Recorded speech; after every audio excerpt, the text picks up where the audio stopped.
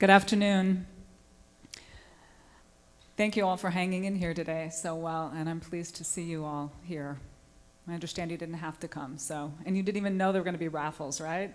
You came of your own accord. You know, last night I was going up that elevator and heading up to the 48th floor, and it's not every day you can be in an elevator in a hotel and hear somebody talk about rappelling and jumping, like doing calculations about what would it be like from the 48th floor to rappel, like doing the math, right? And I thought, God, I wonder what the civilians on this elevator are thinking about this. And you know, with the parachute, could that open if we, you know, not every day you get those conversations. I'm happy to be here. As the judge said, I'm a therapist. I work at Camp Pendleton, and one of the things that I do a lot of is treat combat stress. And I treat active duty people. And one of the beautiful things I've noticed in the last 5 years, I took a break from the Marine Corps and came back to work. In the meantime, I worked with 4, 5, and 6-year-olds and law enforcement because, you know, I get bored easily and I needed to, you know, shake it up a bit. And when I came back, I noticed that the climate, which I never thought was bad in the first place when it comes to therapy and stuff, was even better. And in therapy, I have people of all rank. And there's nothing like that, knowing that people are walking in of their own accord, regardless of rank, and asking for help.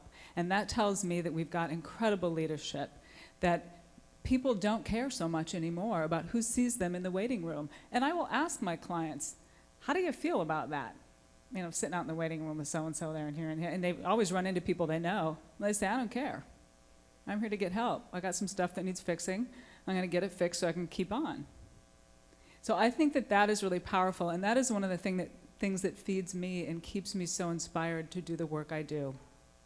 And I'm not here to talk about EMDR today, but when the judge was saying that I'm trained in eye movement desensitization and reprocessing, in your book there's a page of some notes, and at the bottom of that, on my tools and tips, are several websites, and one of them is an EMDR.com website. I invite anybody to look at that website who thinks they may know somebody who has combat stress, because I'm here to say it is one of the most effective things that I have ever found to treat any symptoms of combat stress and PTSD.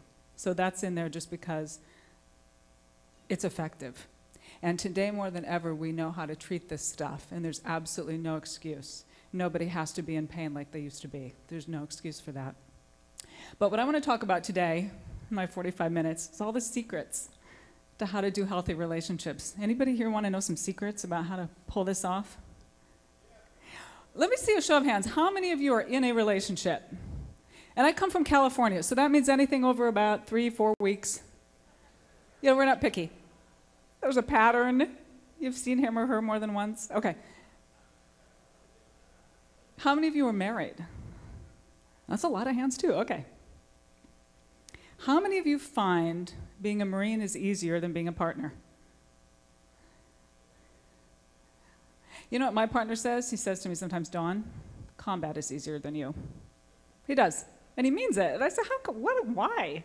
He said, because the rules are really clear and they never change. I said, what are you saying, I changed the rules? He doesn't answer, right? Because some things you just don't answer, and I get that look. This is one of those questions I'm not supposed to answer. So what I want to do today is I want to talk a little bit about how we can enhance the relationships we have. And if we're not in one and we want to think about it, how we can go about doing that maybe more effectively.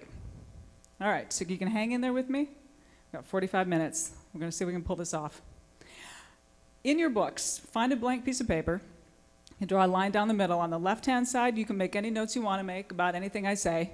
I will stay after and answer questions, so if anybody has questions, feel free. On the right side, I'm going to have those who are so inclined do some writing exercises. This is not mandatory. If I say write that down, you don't really have to. But we'll do some writing exercises for those of you who are so inclined. All right. So today I want to cover 5 crucial keys to enhancing our relationship. Thing number 1, choose wisely. Choose wisely. Anybody ever buy a home? You buy a home without doing a home inspection. No, the damn thing can look really good on the outside too, right? That doesn't mean it doesn't have termites. That does not mean that there are not problems inside. Anybody know somebody that looked really good on the outside, but you spent some time and you thought, whew, how did I miss this? Yeah? There's a Native American elder one time who said, men and women should know one another for 4 seasons before they get married. And I think there's tremendous wisdom in that for several reasons. One of them is just time helps everything. And the other is that in 4 seasons, we all behave differently. We have anniversaries. We have holidays. We handle that stuff differently. You may be rolling along really well until Christmas comes, and then comes the big argument about where are we going to spend the holidays. It may be an irreconcilable difference. Hard to say, right? So choosing wisely means taking the time, of course. And I think it also means knowing ourselves really well.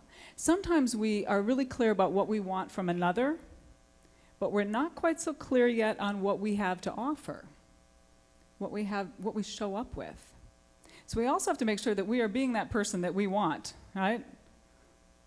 And that's not always easy. Now, for those of you who are in relationships, I would ask you on that right side of your paper to list maybe 3 things that you really appreciate about your partner.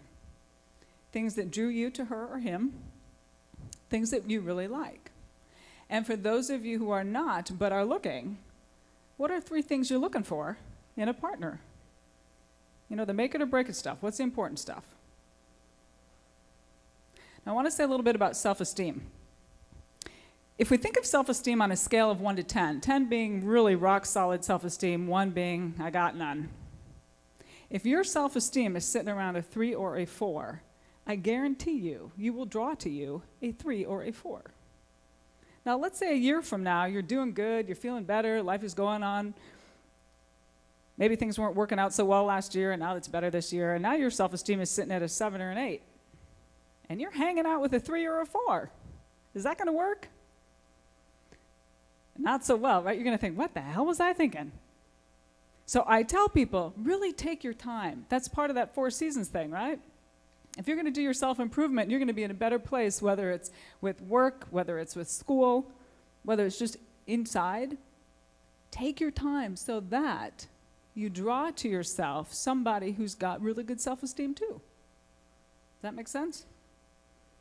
So under choosing wisely is knowing yourself, knowing where your line in the sand is, knowing what you'll put up with and what you won't. I've always said we get what we aim for and we get what we settle for. You can have it all. You got to be it all first. And you can get what you aim for or you can get what you settle for. So don't settle. Don't settle. You'll pay later, right? Anybody ever paid later? I don't know anybody who's lived long enough who hasn't paid on some level, right? We all pay. Okay. So thing number 1, choose wisely. Thing number 2, maintaining mutual respect. I define mutual respect as my self-respect and my respect for my partner. And this gets a little tricky sometimes because in a relationship, I say there are 3 entities that we are caring for. We're caring for ourselves, we're caring for our partners, and we're caring for the couple. Now, those 3 things can be at odds sometimes, right? I mean, I'm not into Xbox, so, you know, if the big thing of the day is let's stay home and play Xbox, I'm going to say, honey, you're on your own. Have fun. I'm going to go for a bike ride. All right? So I'm going to take care of myself. And it is okay to have different pastimes, right? We have to take care of ourselves. Nobody's going to do that for us. So you have to remember what you enjoy doing. For those of you who have kids, there's no time, right? Anybody have kids out there? There's no time, right? It's exhausting. Right? They get up before us. They want to go to bed after us. Right? There's no time. But we have to primarily take care of ourselves. Nobody's going to do that for us. And maintaining mutual respect means that we always remember to care for ourselves, which sometimes means just checking in with ourselves and asking ourselves, what do I need? On the drive home from work, paying attention to what do I need? I know when I'm doing serious trauma therapy with people, what I always tell them is before we get started, They want you to call home and tell your partner that when you get home, you're going to be tired, you're probably going to want to sleep, and you're going to need to not be bothered. And if they have any big stuff on the other end of their therapy session, I won't do the trauma work, because it's not fair to set somebody up like that and send them out the door. So they make that phone call in my office, and as long as that spouse goes, Roger that, we're good. I can send them home. But if they're going to have to go home to a family reunion, or the Boy Scouts, or if they got to go fly that night, we're not going to do the heavy work, right? So part of taking care of ourselves is kind of being able to plan ahead and know what we need and ask for it.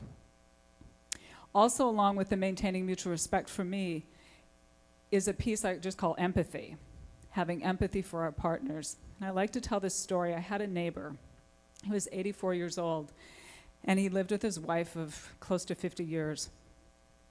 And it's in California, so all the homes are really right on top of each other, so you can hear everybody sneeze, practically. And she was an amazing cook, and sometimes I would hear them argue, and he was hard of hearing, and so she'd be yelling at him, and I would hear their door slam, and he would come outside and put on his garden gloves, and he'd go garden.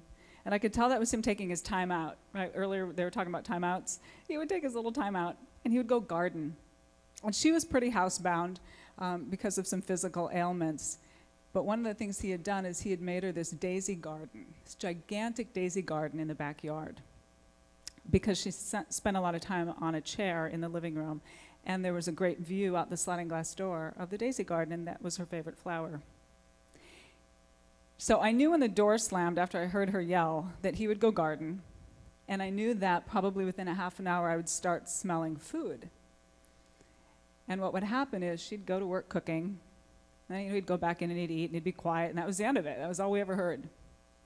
Well, she died, and he was in great shape too. He golfed every week, he rode his bike every day, and he came over to my house one night. It was like sunset, and I see him at my door, and he's standing there with tears in his eyes.